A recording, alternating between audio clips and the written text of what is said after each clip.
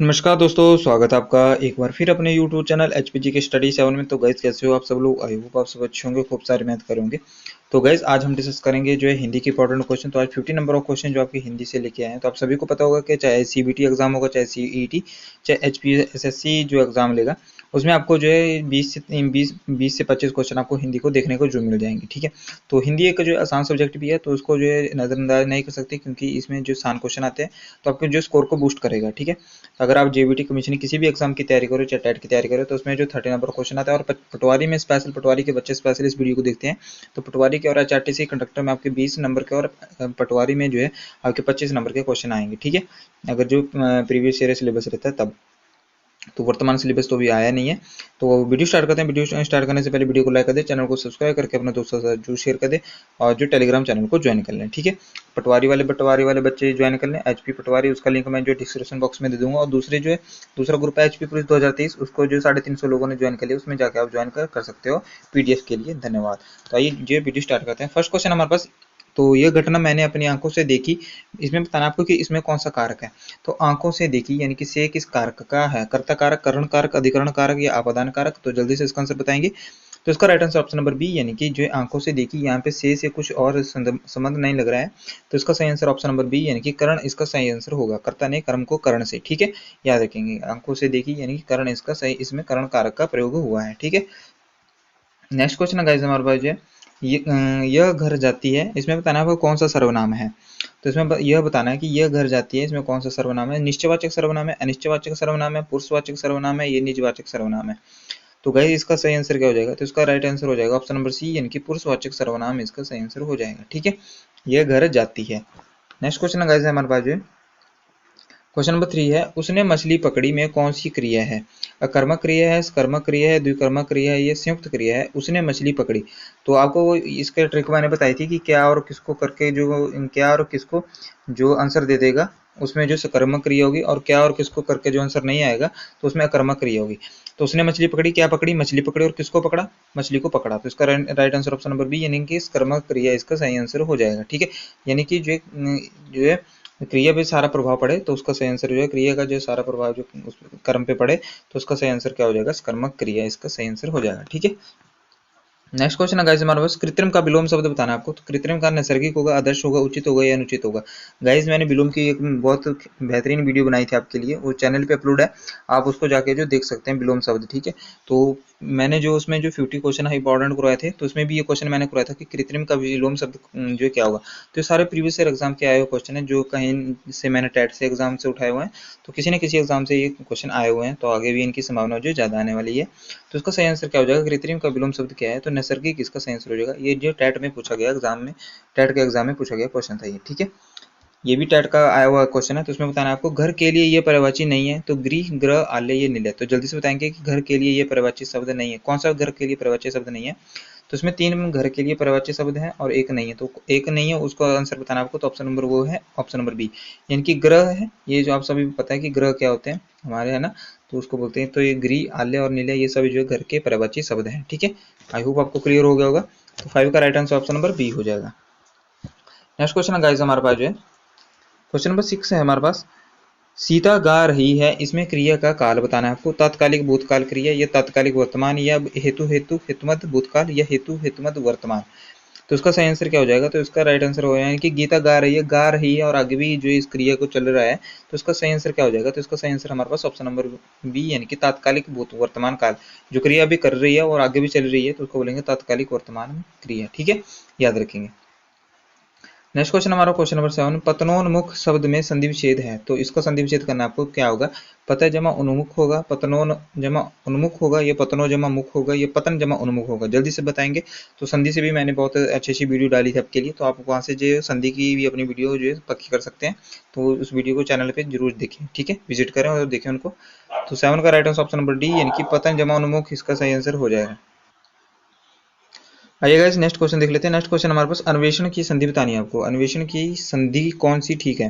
तो अन जमा वेषण होगा या अनन जमा वेषण होगा या अनु जमा ऐषण होगा या अन्न जमा ऐषण होगा। तो जल्दी से बताएंगे। तो क्वेश्चन नंबर 8 का राइट आंसर क्या होगा? तो क्वेश्चन नंबर 8 का राइट आंसर हमारे पास ऑप्शन नंबर सी यानी कि अनु जमा ऐषण इसका सही आंसर हो जाएगा।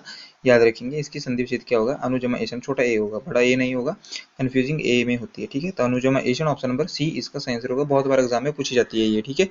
नेक्स्ट क्वेश्चन गाइस हम देख रहे थे क्वेश्चन नंबर 9 है। अंत्यंज शब्द के लिए एक सही वाक्य बताना है। अंत्यंज के लिए अंडे से पैदा होने वाला, किसी के अंतर से उत्पन्न या अपने सगी संबंधियों को छोड़ देने वाला, या तथा कहीं निम्न जाति में जन्म लेने वाला। तो इसका सही आंसर क्या होगा? अंत्यंज किसको बोलते हैं? शब्द के लिए एक वाक्यांश अंडे से पैदा होने वाले को बोलते हैं अंत्यंज, ठीक है।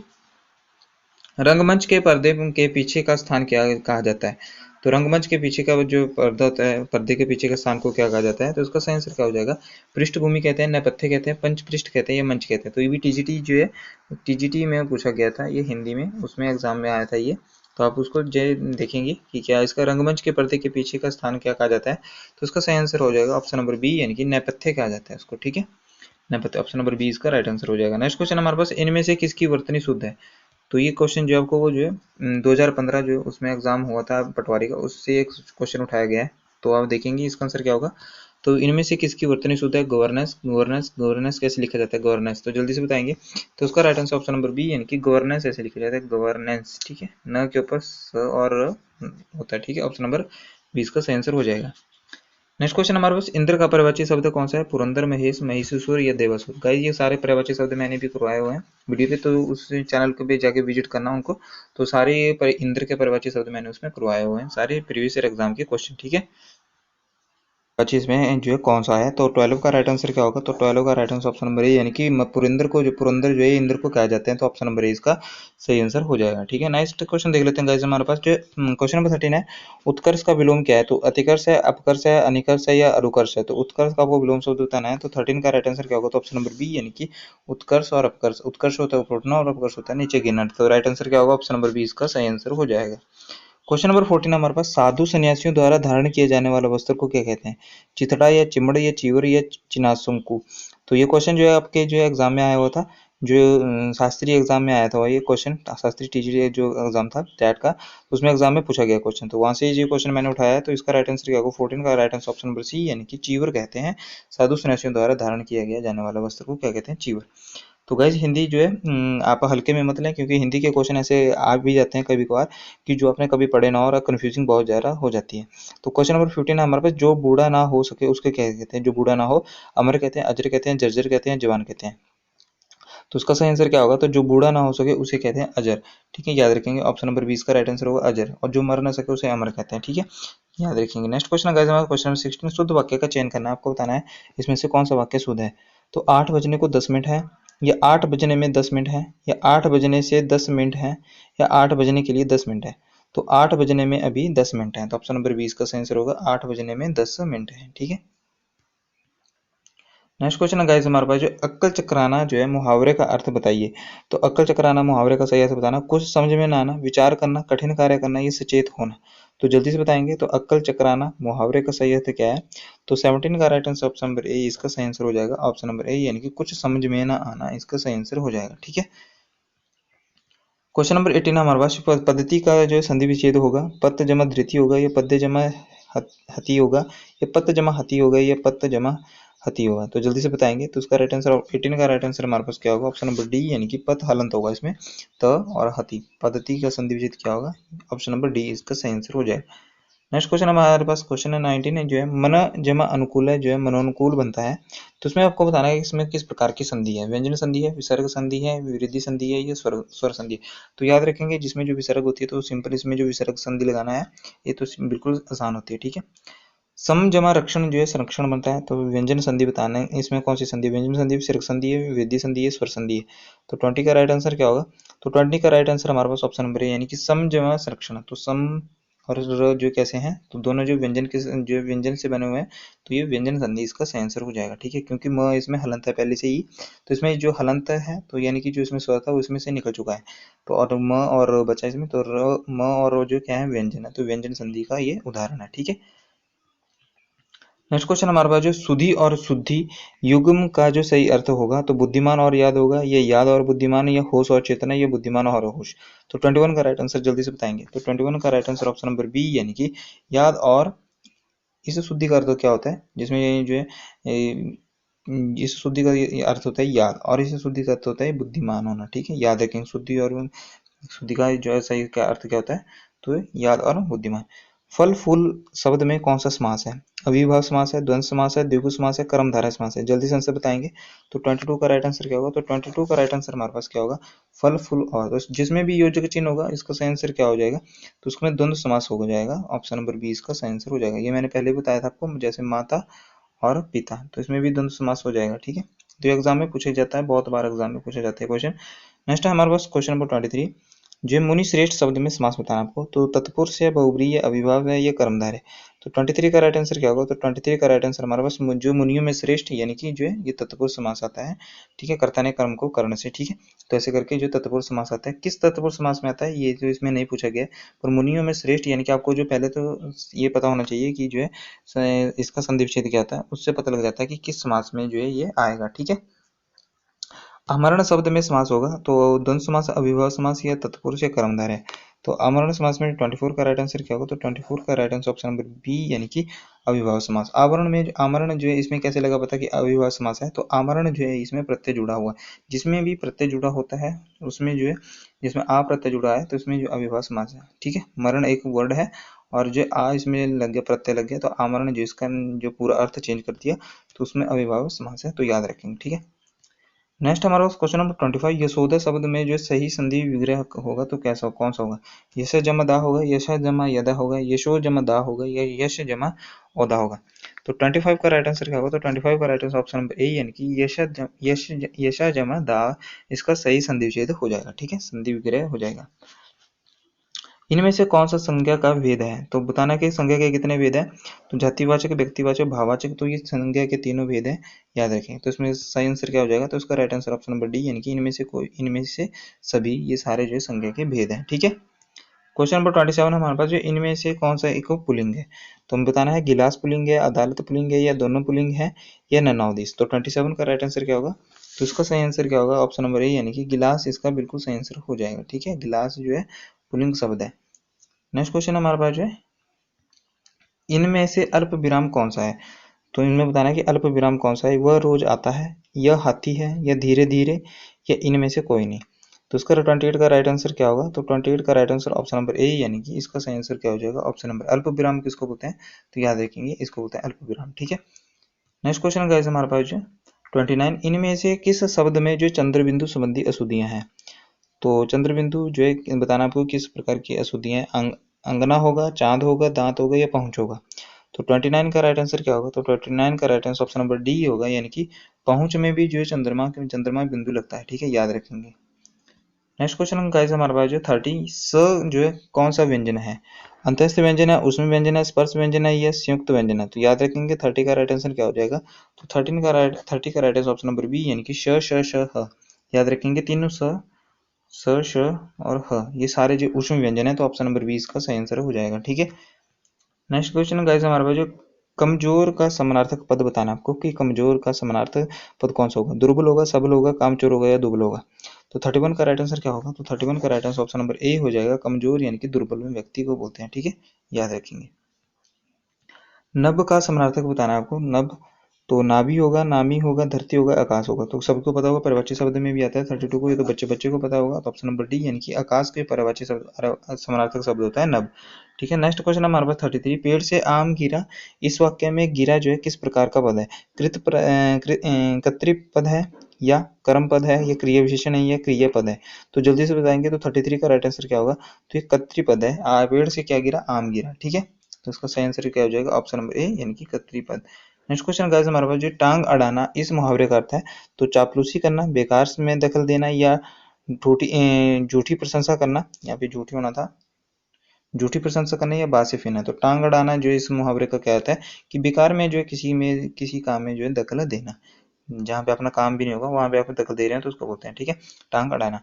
क्वेश्चन नंबर 35 हमारा उस काजल का तत्सम शब्द बताना आपको कि काजल का तत्सम शब्द क्या होगा। तो जल्दी से इसका राइट आंसर बताएंगे। तो 35 का राइट आंसर क्या होगा, तो काजल का तत्सम शब्द क्या होगा, ऑप्शन नंबर बी यानी कि कज्जल इसका सही आंसर हो जाएगा। ठीक, आधा ज लगेगा इसमें, याद रखेंगे। ठीक है, नेक्स्ट क्वेश्चन है गाइज हमारे पास जो 36, आपको बताना है कि डंडा का तत्सम शब्द क्या होगा। गाइज मैंने तत्सम और तत्सम शब्द से रिलेटेड एक वीडियो मैंने बनाई थी, वो भी चैनल पे देखिए।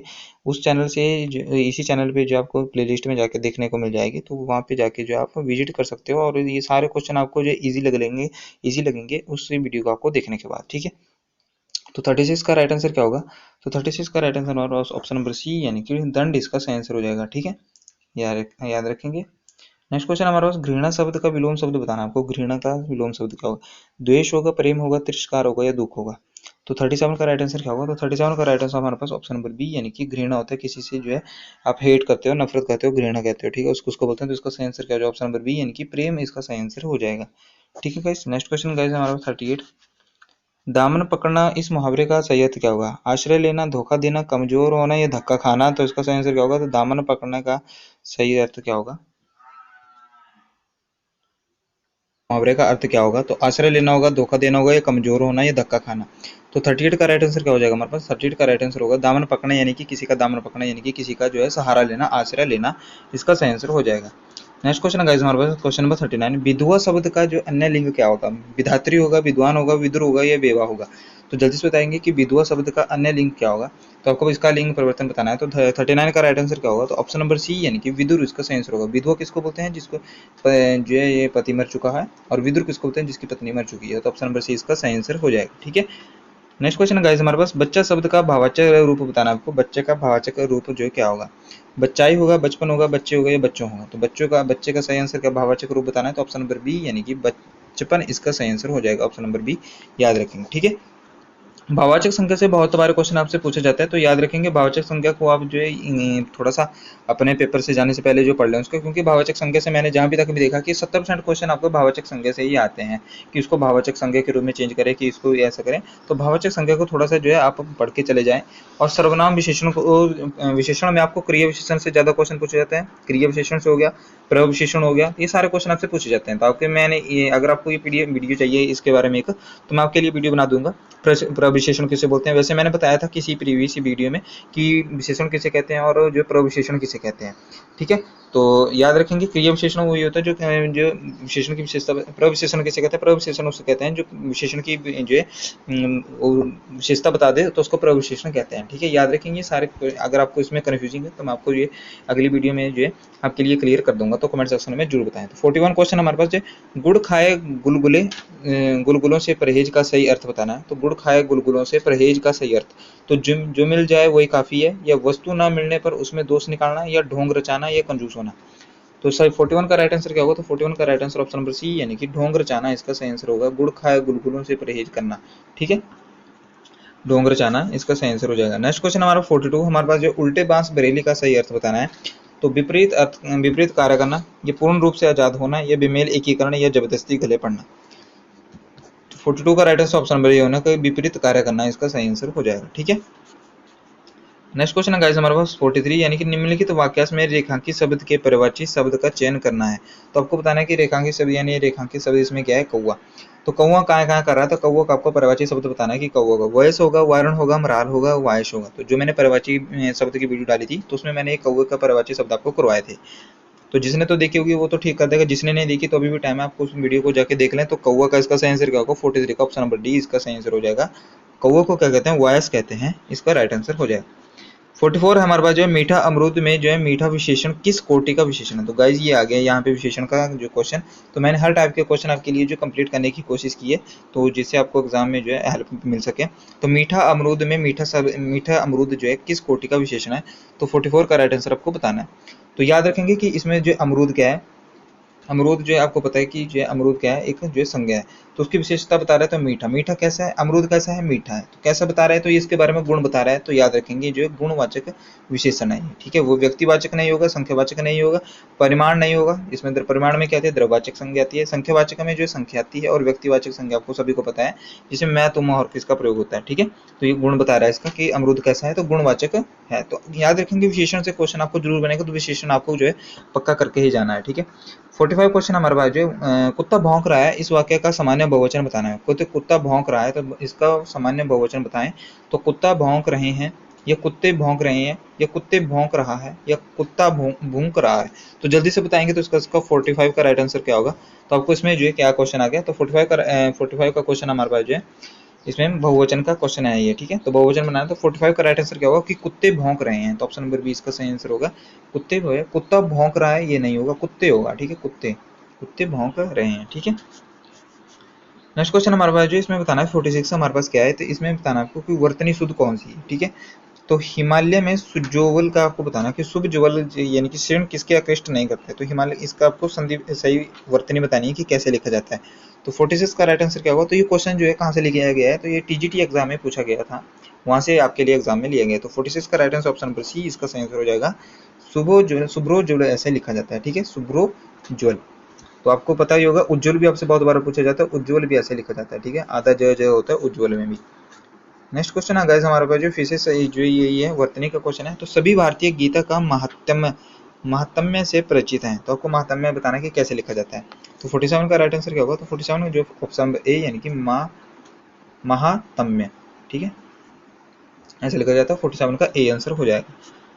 48 क्वेश्चन हमारे पास जो इधर उधर घूमता हुआ सन्यासी। तो जल्दी से बताएंगे कि इसको क्या होता है, इधर उधर घूमता हुआ सन्यासी यानी कि जो घर घर भिक्षा लेता है, तो उसको क्या बोलते हैं, परिव्राजक बोलते हैं, या वितरागी बोलते हैं, त्रिपथगा बोलते हैं, ये छद्मवेशी बोलते हैं। जल्दी से बताएंगे तो उसका राइट आंसर 48 का राइट आंसर यानी कि ऑप्शन नंबर ए यानी कि परिव्राजक इसका सही आंसर हो जाएगा, ठीक है, परिव्राजक इसका सही आंसर हो जाएगा।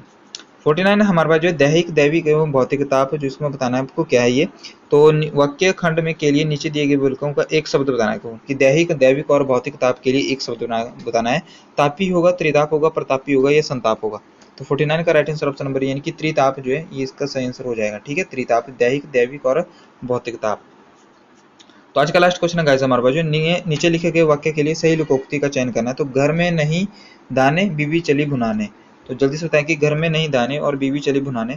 तो सामर्थ्य से बाहर कार्य करना, सीखी मारना, व्यर्थ काम के जो समय नष्ट करना, या दिखावा करना। तो घर में नहीं दाने, बीवी चली जो है बीवी चली भुनाने। तो इसका सही आंसर क्या हो जाएगा। तो इसका सही आंसर हो जाएगा सामर्थ्य से बाहर कोई काम करना, जिसमें आपकी सामर्थ्य नहीं है उससे बाहर कोई काम करना। तो इसका सही आंसर हो जाएगा। तो गाइज ये थी आज की जो इंपॉर्टेंट पीडीएफ। तो 50 नंबर ऑफ क्वेश्चन जो हमने हिंदी से रिलेटेड जो क्वेश्चन किए, तो आपके एग्जाम में बहुत बेनिफिशियल क्वेश्चन है। क्योंकि अगर आप HPPSSC की तैयारी कर रहे हो, अगर आप ये कंडक्टर की तैयारी करो HPPSSC, तो उसमें आपको सभी को पता है कि उसमें सिलेबस आपको बताया कि फर्स्ट पेपर में आपको जो है 20 नंबर की हिंदी आएगी। तो 20 नंबर की हिंदी आएगी और विद नेगेटिव मार्क के क्वेश्चन आएंगे। तो नेगेटिव मार्क ऐसे हिंदी एक ऐसा सब्जेक्ट है जिसमें आपके 20 ऑफ 20 क्वेश्चन है जो ठीक करके जिसमें नंबर आपने ले सकते हो। तो वो तभी ले सकते हो अगर आपने हिंदी को अच्छे ढंग से पढ़ा होगा, ठीक है। तो ये आपका जो है, और अगर आप पुलिस की तैयारी कर रहे हो तो पुलिस में आपको जो है पता है 16 क्वेश्चन तो हिंदी के आते हैं। अगर आप फॉरेस्ट गार्ड की तैयारी कर रहे हो तो 16 से 18 क्वेश्चन है जो उसमें भी आते हैं हिंदी से रिलेटेड। तो हिंदी का जो अपना ही अलग ही वेटेज होता है क्यों, और इसको हम इग्नोर कर देते हैं। तो जो इसको आपने छोड़ना नहीं है, इसको पढ़ना है, ठीक है। तो याद रखिएगा इसके बाद आपके लिए वीडियो जो कौन सी वीडियो आएगी इसके बाद आपके लिए वीडियो आएगी इंग्लिश से रिलेटेड। तो इंग्लिश के आज हम डिस्कस करेंगे सिनोनिम, बहुत इंपॉर्टेंट नहीं, इंग्लिश के आज हम जो है डिस्कस करेंगे वन वर्ड सब्स्टिट्यूशन। तो वन वर्ड सब्स्टिट्यूशन देखा गया आपके एग्जाम में बहुत बार पूछे जाते हैं, तो वन वर्ड सब्स्टिट्यूशन से रिलेटेड क्वेश्चन डिस्कस करेंगे। फिर उसके बाद वैसे टॉपिक वाइज आपके जो है कंप्लीट कर देंगे। तो उसके बाद सिनोनिम हो जाएंगे, फिर उसके बाद एंटोनिम कर देंगे। उसके बाद आपके लिए जो फ्रेजल वर्ब कर देंगे, प्रेपोजिशन कर देंगे, आर्टिकल कर देंगे, टेंस कर देंगे, सब कुछ करेंगे। बस आपको जो है इस चैनल के माध्यम से जुड़े रहना है और टेलीग्राम चैनल को ज्वाइन कर लेना है, ठीक है। तो जय जवाहर, धन्यवाद, यहीं पे वीडियो समाप्त करते हैं।